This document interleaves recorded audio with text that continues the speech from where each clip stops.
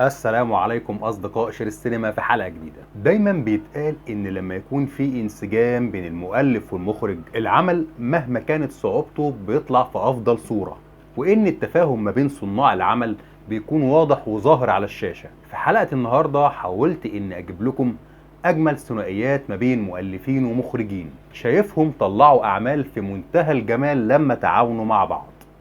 ومن غير كلام كتير كالعادة بسرعة نبتدي حلقتنا.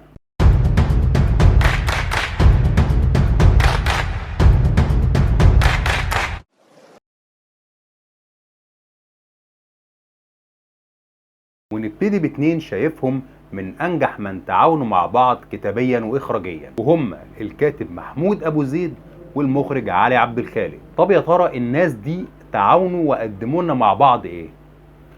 قدموا لنا حوالي 4 اعمال بالنسبه لي تعتبر تحف فنيه، وهم على الترتيب العار سنه 82، والكيف سنه 85، وجري الوحوش سنة 87، وأخيرا البيضة والحجر سنة 90. ولو حبينا ناخد كل عمل منهم من خلال طريقة السرد مثلا هنلاقيه ماشي بخط بسيط وسلس من غير صعوبة أو عمق، وفي نفس الوقت هتلاقي كل فيلم فيهم مليان بالحكمة والموعظة والفلسفة المتقنة. مثلا عندك العار هتلاقيه عن عيلة متدينة وأب بيحمل كل معاني القيم والأخلاق، لكن ده اللي ظاهر، انما في الباطن هتلاقيه مجرد تاجر مخدرات وشخص فاسد، وكمان بيبرر كل افعاله بالحكمة وكمان ساعات بالايات القرآنية تخليك انت نفسك ممكن تصدقه وكمان تقتنع بكلامه. وحتى في الكيف هتلاقي مثلا شخصية البهص شخصية محيرة تخليك محتار تقف معاها او ضدها، وبالذات لما كان بيحكي له مثلا عن انه في الاول كان بيتاجر في الشاي وكان بيغش الشاي بنشارة الخشب، وفيما بعد لما التجار غلوا النشارة وغلوا الخشب اساسا فاضطر ان هو يستخدم شاي حقيقي، قالوا عليه انه مزور وبيغش الشاي. حتى كل الجدالات اللي كانت ما بين شخصية مزاجنج واخوه هتلاقيها كلها مليانة بالحكمة وساعات بتكون فلسفة قوية جدا. قيس على كده انحدار الذوق العام اللي هيخليك تشوف ان الكيف ما بقاش مجرد مخدرات والسلام، لا ده بقى حرفيا موجود في كل شيء في حياتنا، وده برضه هتلاقيه ظاهر وبقوة في فيلم جري الوحوش من خلال جري الإنسان وراء إرضاء شهواته. والموضوع ده هتلاقيه اتجسد وبقوة في المشهد الأسطوري اللي كان ما بين الفنان نور الشريف والفنان حسين الشربيني رحمة الله عليهم جميعا. اما بقى فيلم البيضة والحجر فهتلاقيه مجرد انه بيبروز كل اللي قلناه في السابق من خلال حالة الاستاذ مستطاع استاذ الفلسفة اللي خلاه يتهم الانسان بالضعف، الضعف امام نزواته وشهواته، وده اللي خلاه دايما يجري ورا اي دجال يزيف له الواقع، اي دجال ولو حتى كانت في صورة دكتور بيدور على مجد شخصي. ونيجي بقى الاتنين بعتبرهم من انجح من اخرجوا لنا روائع صادمة مع النظام، الكاتب وحيد حامد والمخرج شريف عرفة. الاتنين دول مع بعض قدروا انهم الى حد ما ينقذوا فترة التسعينات اللي كانت اتبدت تبقى مليانة بافلام الهلس والنحت. طب الناس دي يا ترى عملوا مع بعض كام فيلم؟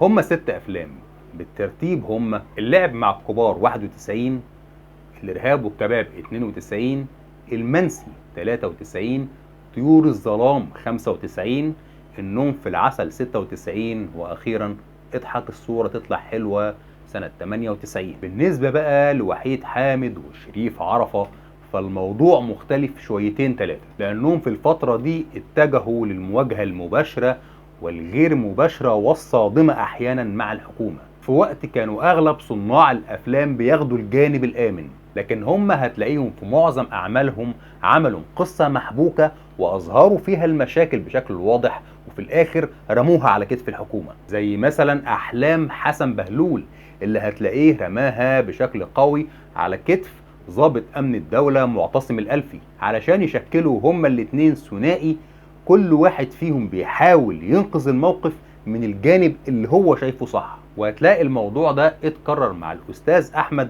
الموظف القانع والراضي بكل شيء، ولكنه لما قرر انه يواجه ويتمرد لقى ان الصدام بتاعه في مواجهة وزير الداخلية، فقرر في مشهد ممتع الصراحة ان يرمي كل مشاكل المواطنين على كتف الوزير. لكن مع يوسف المنسي كان الموضوع مختلف شوية، لأنه لما قرر ينقذ واحدة احتمت فيه لقى نفسه في صدام مباشر مع رجال الأعمال اللي ساعات بيكونوا أقوى من الدولة نفسها، فقرر انه يحاول يوفر لها الحماية حتى ولو كانت على حساب نفسه. لكن لو رحنا بقى لفتحي نوفل هنلاقيه في ان هو كان في صدام مع نفسه، لان هو نفسه كان يعتبر الدولة واحد رجالها، فكنا هنلاقيه باستمرار في صراع نفسي مع احلامه الوصولية واللي كانت دايما بتفوق عند نقطة بيضة. قرر المخرج والكاتب ان هم يحطوها في طريقه وهي كانت صديقه محسن. لكن لو رحنا لشخصية مجدي في النوم في العسل هنلاقي في الوقت ده ان وحيد حامد وشريف عرفة قرروا انهم يعملوا صدام مجتمعي كامل يشترك فيه الجميع ما بين شرطة ووزراء وجهات سيادية وكمان الشعب نفسه. ولكن لما الحل غاب عن الجميع او قرروا ان هم يعملوا نفسهم مش شايفينه، قرروا هنا ان هما يرموا المشاكل على كتف الجميع. لكن بقى عمنا سيد اختلف عن الكل، لانه لا قرر يعمل صدام مع حد ولا يشيل حد مشاكله، لكن مشاكله كانت انه شايف الناس بصورة معينة وكان عايز الكل يشوف الناس بنفس الصورة دي، صورة بنته اللي كانت عايزة تعيش سنها وتخوض تجارب في الحياة، وامه اللي كانت عايزة تحافظ عليهم دايما بطريقتها اللي ما بقتش مناسبة للعصر اللي هم عايشين فيه. كل ده خلت سيد يدخل في حالة من التخبط، لكن لما قرر انه يرجع لاتزانه كان عليه فورا انه يلحق بنته اللي كانت على وشك انها تضيع منهم. واخر ثنائي معانا هم الكاتب والروائي احمد مراد والمخرج مروان حامد، ودول بصراحة نقلوا السينما في حتة تانية خالص.